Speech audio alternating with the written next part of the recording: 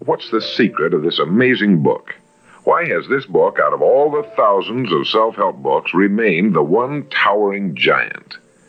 I think to understand this, you have to know Napoleon Hill as I do. He certainly was not the first man to be appalled at the poverty and seemingly endless struggle and lack of direction he saw about him as a boy and as a young man, nor was he the first to write on the subject. But he possessed two unique, highly developed abilities seldom found in one man. The first was in the manner in which he approached his subject. Napoleon Hill went after the answers to achievement in the same way a scientist seeks to open to the light of reason a secret of nature. He went after the solution to accomplishment in the same way Thomas Edison discovered the solution to the electric light, relentlessly, indefatigably, implacably, until the truth, which had been there all the time, was revealed to him. His second important ability was the knack or skill of writing about his findings in such a way that it was instantly understood intellectually, but what is perhaps even more important for this particular subject, understood emotionally as well. When the last page of Think and Grow Rich was read, the hand which put the book down on the table was a different hand. The man who then stood and walked out into the world was a changed man. The suffocating, entangling webs of self-imposed frustration and indirection had fallen away, and now the way was clear. The man was now the possessor of the unique, unseen talent for turning dreams into reality, thoughts into things. So-called fate or the idle effects of exterior circumstances were no longer in command. He who had been a passenger was now, suddenly, the captain. To begin, we have to understand the simple truth, the principle or philosophy which lies as the supporting structure of this work. Unless whatever it is you build is based on truth, you will end with the entire structure fallen and scattered about you like the armor of Homer's ancient warriors. It simply cannot stand. It cannot withstand the test of time. The reason Think and Grow Rich has withstood the test of time is because it rests on the broad, clean foundation upon which may also be found every accomplishment of man, the clear, unchallengeable fact that everything begins with an idea. A philosophy based on the fact that riches of every kind begin with the state of mind, that one may start with nothing but thoughts, ideas, and organized plans. Thoughts are things, incredibly powerful things, when mixed with definiteness of purpose, persistence, and a burning desire for their translation into material objects or riches, riches being whatever it is you happen to want. Wise men have been saying this for centuries, and just recently Charles A. Cerami wrote, "The truth is that the human mind is as real an organism as any muscle in the body, but far greater in potential power. And, like muscle fiber, it can be strengthened to lead on to unimagined conquests." So this, then, is the truth on which Think and Grow Rich is based. If you know what you want, and if you want it strongly enough to muster the kind of persistence that simply cannot be stopped, you will most certainly achieve it. By controlling your mind, you can control your destiny here on Earth. With this as our foundation, let's talk about Napoleon Hill's famous 13 proven steps to riches as found in his book, Think and Grow Rich, remembering, of course, that riches are whatever it is you happen to want. And now, Napoleon Hill's famous 13 principles. The first principle, desire. Here is the starting point for all achievement, the first step toward riches. But it's right here that we so often run into a stumbling block. A person will say, "I know what I desire, but can I get it?" We'll get into this business of doubt later, but once and for all, let's clear up this point. This point of whether or not you can accomplish that which you desire with all your heart. I think it was best expressed by Emerson, who wrote, "There is nothing capricious in nature, and the implanting of a desire indicates that its gratification is in the constitution of the creature that feels it." In other words, you would not have the desire unless you were capable of its achievement. Each of us has a built-in governor, and our desires are modified by our abilities and leanings. Whatever it is that you desire with all your heart, understand once and for all that it can and should be yours. In Think and Grow Rich, Napoleon Hill cites example after example of why your burning desire is nothing more than an accurate picture of what you will one day become. So right here, firmly establish in your mind that which you desire more than anything else. For, as Helvetius put it, by annihilating the desires, you annihilate the mind. Every man without passions has within him no principle of action, nor motive to act.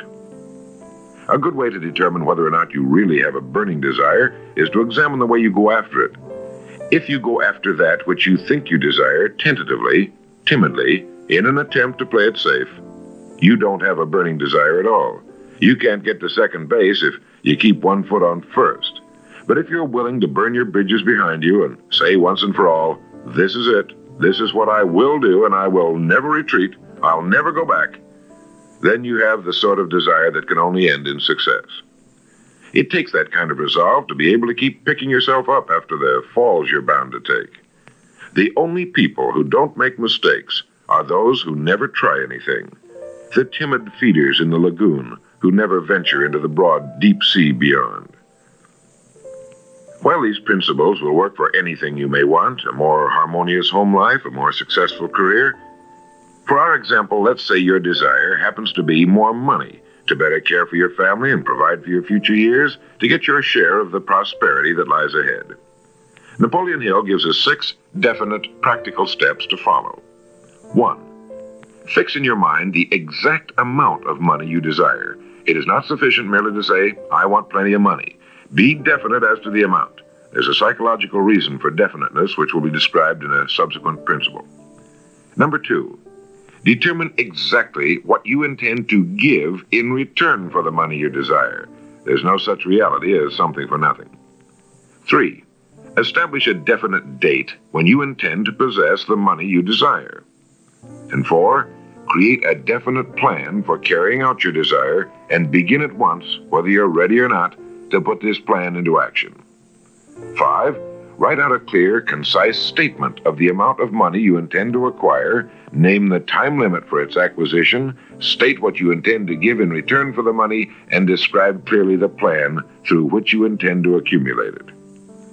6. Read your written statement aloud twice daily, once just before retiring at night and once after arising in the morning. As you read, see and feel and believe yourself already in possession of the money, or whatever your goal happens to be. It's important that you follow these instructions to the letter, for this is by far the most important of the 13 principles, and this chapter of the book ends with these words. Through some strange and powerful principle of mental chemistry, which she has never divulged, nature wraps up in the impulse of strong desire that something which recognizes no such word as impossible and accepts no such reality as failure. The second principle is faith. You never would have even thought of your main desire unless faith were tugging at your mind. And if you find it difficult at times to have faith in yourself, you can be certain that you can have faith in these principles. Napoleon Hill writes, faith is a state of mind which may be induced or created by affirmation or repeated instructions to the subconscious mind through the principle of conscious autosuggestion. Conscious autosuggestion simply means a suggestion by yourself to yourself, just as an autobiography is a biography written by the person it's about. By getting a mental image of yourself already having accomplished your main desire over and over again, you will muster the faith you need. Faith is vital to accomplishment. The Emperor Napoleon once said, all the scholastic scaffolding falls as a ruined edifice before one single word, faith. Pascal said, faith affirms many things respecting which the senses are silent, but nothing which they deny. It is superior to their testimony, but never opposed to it. Goethe said, epochs of faith are epochs of fruitfulness, but epochs of unbelief, however glittering, are barren of all permanent good. And as Schlegel put it, in actual life, every great enterprise begins with and takes its first forward step in faith. Have faith that you can accomplish that which you seek, for you would never have decided upon it unless it was meant for you to accomplish. In his chapter on faith, Napoleon Hill gives us a self-confidence formula. First, I know that I have the ability to achieve the object of my definite purpose in life. Therefore, I demand of myself persistent, continuous action toward its attainment, and I here and now promise to render such action. Second, I realize the dominant thoughts of my mind will eventually reproduce themselves in outward physical action and gradually transform themselves into physical reality. Therefore, I will concentrate my thoughts for 30 minutes daily upon the task of thinking of the person I intend to become, thereby creating in my mind a clear mental picture of that person. Third, I know through the principle of autosuggestion, any desire that I persistently hold in my mind will eventually seek expression through some practical means of attaining the object back of it. Therefore, I will devote 10 minutes daily to demanding of myself the development of self-confidence. Fourth, I have clearly written down a description of my definite chief aim in life, and I will never stop trying until I have developed sufficient self-confidence for its attainment. Fifth, I fully realize that no wealth or position can long endure unless built upon truth and justice. Therefore, I will engage in no transaction which does not benefit all whom it affects. I will succeed by attracting to myself the forces I wish to use and the cooperation of other people. I will induce others to serve me because of my willingness to serve others. I will eliminate hatred, envy, jealousy, selfishness, and cynicism by developing love for all humanity, because I know that a negative attitude toward others can never bring me success. I will cause others to believe in me because I will believe in them and in myself. In rereading Think and Grow Rich so that I could write this condensation for recording, I was forcibly struck all over again by this great chapter on faith, particularly the examples of how some of the world's greatest men have accomplished what appeared to be impossible through faith. The third principle is autosuggestion. Now, we've already touched on this. This chapter of the book tells us how, through repeated suggestion, the subconscious mind can be put to work for us. It is the faculty of being able to concentrate your mind on your burning desire until your subconscious mind accepts it as fact and begins to devise ways of bringing it about. Here is where hunches come from, sudden flashes of thought or inspiration, guidance. The instructions given in connection with the 6 steps in the second chapter will now be summarized and blended with the principles covered by Napoleon Hill's chapter on autosuggestion. First, go into some quiet spot, perhaps in bed at night, close your eyes and repeat aloud, so you may hear your own words, the written statement of the amount of money you intend to accumulate, or a careful reaffirmation of whatever your goal happens to be, the time limit for its accumulation, and a description of the service or merchandise you intend to give in return for the money. As you carry out these instructions, see yourself already in possession of your goal. For example, suppose that you intend to accumulate $50,000 by January 5 years from now, that you intend to give personal services in return for the money in the capacity of a salesman. Your written statement of your purpose should be similar to the following. By the first day of January, I will have in my possession $50,000, which will come to me in various amounts from time to time during the interim. In return for this money, I will give the most efficient service of which I am capable, rendering the fullest possible quantity and the best possible quality of service in the capacity of salesman of, and here describe the product or service you intend to sell or whatever it is you do for a living. It goes on. I believe that I will have this money in my possession. My faith is so strong that I can now see this money before my eyes. I can touch it with my hands. It is now awaiting transfer to me at the time and in the proportion that I deliver the service I intend to render in return for it. I am awaiting a plan by which to accumulate this money, and I will follow that plan when it is received. Second, repeat this program night and morning until you can see in your imagination the money you intend to accumulate. Third, place a written copy of your statement where you can see it night and morning and read it just before retiring and upon arising until it's been memorized. As you carry out these instructions, you are applying the principle of autosuggestion. The fourth principle is specialized knowledge. It is here that I think Napoleon Hill makes a very important point. Knowledge is power only to the extent that it is organized into a definite plan of action and directed to a definite end. To quote from the book, before you can be sure of your ability to transmute desire into its monetary equivalent, you will require specialized knowledge of the service, merchandise, or profession which you intend to offer in return for fortune. Perhaps you may need much more specialized knowledge than you have the ability or the inclination to acquire. And if this should be true, you may bridge your weakness through the aid of your mastermind group. More on this later, but for now realize that you must learn all you can about your specialty.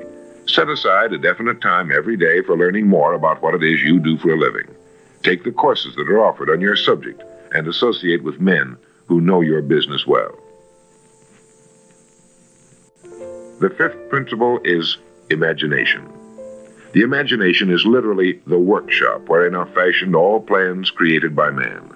The impulse, the desire, is given shape, form, and action through the aid of the imaginative faculty of the mind. It has been said that man can create anything he can imagine. As Napoleon Hill says and teaches, whatever the mind of man can conceive and believe, it can achieve. Man's only limitation within reason lies in his development and use of his imagination and subsequent motivation to action. The great leaders of business, industry, finance, and the great artists, musicians, poets, and writers became great because they developed the power of self-motivation. Incidentally, one of the best books ever put together on this subject, if not the greatest, is Success Through Positive Mental Attitude by Napoleon Hill and W. Clement Stone. I suggest you get a copy from your bookstore at your earliest convenience. As you go about your daily work, think constantly of ways in which it could be done better, more efficiently. Think of the changes that are inevitable. Can they be made now? And if you feel limited, remember the words of the late Frank Lloyd Wright. He said, "The human race built most nobly when limitations were greatest, and therefore when most was required of imagination in order to build it all." Limitations seem to have always been the best friends of architecture. As you build your future from this point onward, don't concern yourself with limitations, but remember that they may be your best friends, since they require imagination if we're to rise above them. And as Beecher said, the soul without imagination is what an observatory would be without a telescope. The sixth principle is organized planning. You have decided on your desire, your goal. Now let's organize the plan for its accomplishment, right on schedule. Let me quote again from Think and Grow Rich. "You have learned that everything man creates or acquires begins in the form of desire. The desire is taken on the first lap of its journey from the abstract to the concrete in the workshop of the imagination, where plans for its transition are created and organized." Earlier, you were instructed to take 6 definite practical steps as your first move in translating the desire for whatever you want into its physical equivalent. One of these steps is the formation of a definite practical plan or plans through which this transformation may be made. 1. Ally yourself with one or more persons, a group of as many people as you may need for the creation and carrying out of your plan or plans for the accumulation of the money you've established as your goal. Making use of the mastermind principle. This is important. 2. Before forming your mastermind alliance, decide what advantages and benefits you may offer the individual members of your group in return for their cooperation. No one will work indefinitely without some form of compensation, although this may not always be in the form of money. 3. Arrange to meet with the members of your mastermind group at least twice a week, and more often if possible, until you have jointly perfected the necessary plan or plans for the accomplishment of your goal. 4. Maintain perfect harmony between yourself and every member of your mastermind group. Keep in mind these facts. First, you're engaged in an undertaking of major importance to you. To be sure of success, you must have plans which are faultless. Second, you must have the advantage of the experience, education, native ability, and imagination of other minds. This is in harmony with the methods followed by every person who has risen above the average. Work at this until you have a well-executed, formal plan for reaching your objective. In this way, you're never confused or wondering what you should do next. Every morning you know exactly what you're going to do and why. It is in this chapter of Think and Grow Rich that Napoleon Hill gives us his 11 qualities of leadership. 1. Unwavering courage. 2. Self-control. 3. A keen sense of justice. 4. Definiteness of decision. 5. Definiteness of plans. 6. The habit of doing more than paid for. 7. A pleasing personality. 8. Sympathy and understanding. 9. Mastery of detail. 10, willingness to assume full responsibility, and 11, cooperation. The chapter on organized planning is one of the largest and most important in the book. It goes without saying that a man without a plan to follow is like a ship without a course. No place to go, with disaster a probability. The seventh principle, decision. The mastery of procrastination. To quote, accurate analysis of over 25,000 men and women who had experienced failure disclosed the fact that lack of decision was near the head of the list of the 30 major causes of failure. This is no mere statement of a theory, it is a fact. Procrastination, the opposite of decision, is a common enemy which every man must conquer. Analysis of several hundred people who had accumulated fortunes well beyond the $1 million mark disclosed the fact that every one of them had the habit of reaching decisions promptly and of changing these decisions slowly if and when they were changed. People who fail to accumulate money, without exception, have the habit of reaching decisions, if at all, very slowly, and of changing these decisions quickly and often. A definite objective makes reaching prompt decisions that much easier. Napoleon Hill gives many examples, one of which is the case of Henry Ford. One of Henry Ford's most outstanding qualities was his habit of reaching decisions quickly and definitely and changing them slowly. This quality was so pronounced in the late Mr. Ford that it earned for him the reputation of being obstinate. It was this quality which prompted Mr. Ford to continue to manufacture his famous Model T, the world's ugliest but for the time most practical car, when all of his advisors and many of the purchasers of the car were urging him to change it. Perhaps he delayed too long in making the change, but the other side of the story is that his firmness of decision yielded a huge fortune before the change in model became necessary, and the company is certainly none the worse for it today. When you make up your mind, stay with it. The majority of people who fail to make the grade are generally easily influenced by the opinions of others, easily swayed. They permit the newspapers and the gossiping neighbors to do their thinking for them. Opinions are the cheapest commodities on earth. Keep your own counsel when you begin to put into practice the principles we're describing here.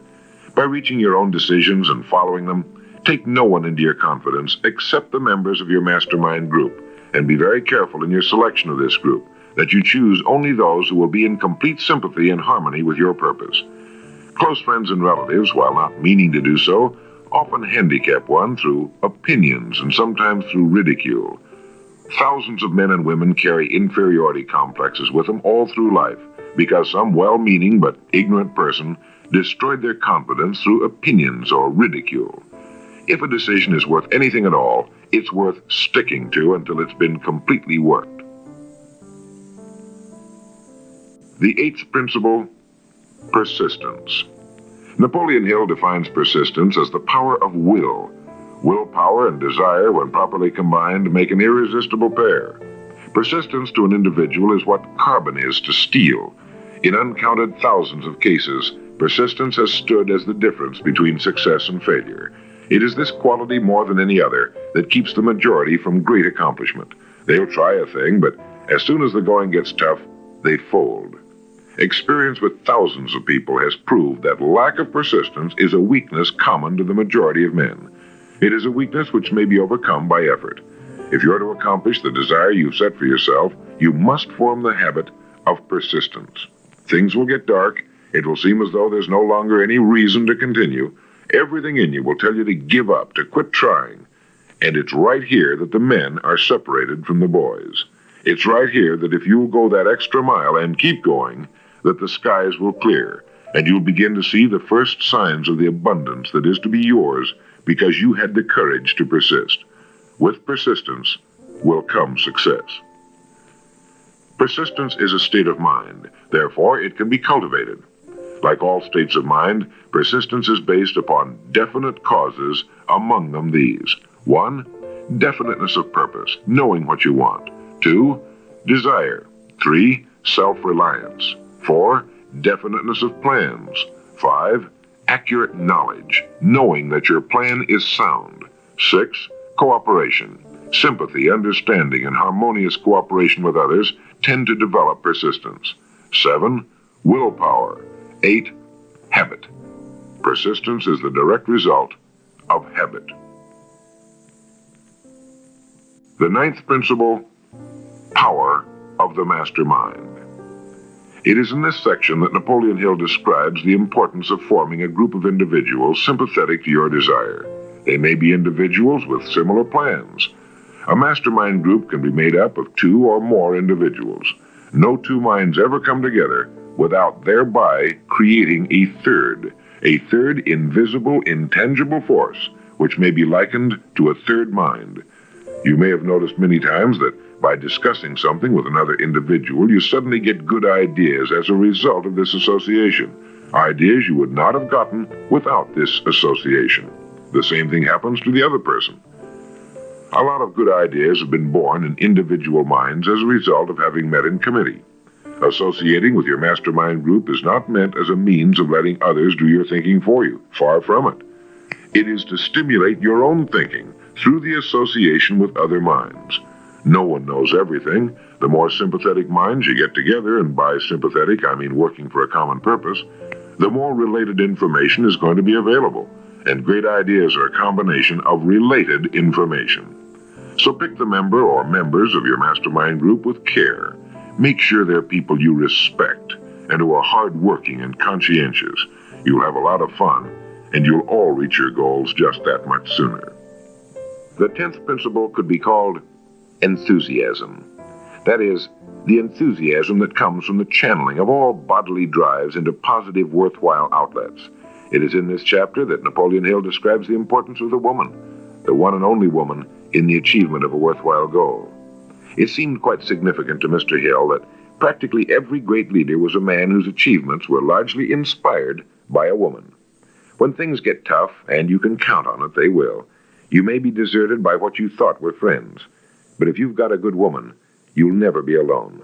She'll be willing to start over again if necessary, and she'll give you the new enthusiasm that comes through her faith in you. Having someone to love is having someone to share your success and accomplishments, to give you the praise that all of us need from time to time.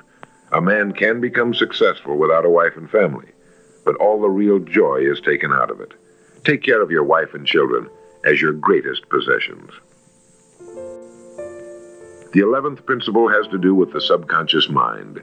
The subconscious mind consists of a field of consciousness in which every impulse of thought that reaches the objective mind through any of the 5 senses is classified and recorded, and from which thoughts may be recalled or withdrawn as letters may be taken from a filing cabinet. It receives and files sense impressions or thoughts, regardless of their nature. You may voluntarily plant in your subconscious mind any plan, thought, or purpose which you desire to translate into its physical or monetary equivalent. The subconscious acts first on the dominating desires which have been mixed with emotional feeling, such as faith. Your subconscious mind works night and day. Through a method of procedure unknown to man, the subconscious mind draws upon the forces of infinite intelligence for the power with which it voluntarily transmutes one's desires into their physical equivalent, making use always of the most practical media by which this end may be accomplished.